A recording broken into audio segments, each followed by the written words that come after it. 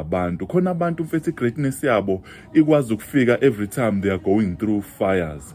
Ngenkathi mfethu abantu bekudabukela mfethu bebona ngazi ukuthi izinto zakho ziyafa, wena uhlezi unamabhadi, uhleze kwenzakalelwa izinto ezimbi. But uma uyabuka, every time there's been fires in my life, khona this new beginning enokwenzeka correlate with the level of fire engisuke ngidlule kuyo. Enye insizwa mfethu gifted esasindiswa nayo after prophecy.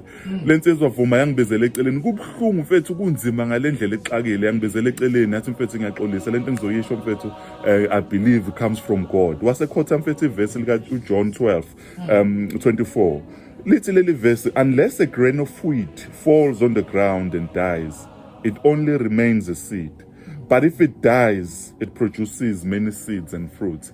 Khona izinto vuma mfethu trapped in our lives mfethu okuzodinga ukuthi kufike umlilo mfethu, yabo lento leyo. And mfethu lo mlilo mfethu awukho pleasant.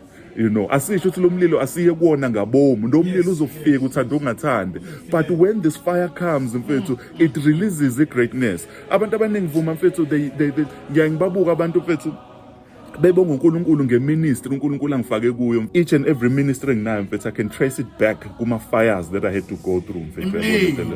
Umlilo mfethu, yabona mfethu vuma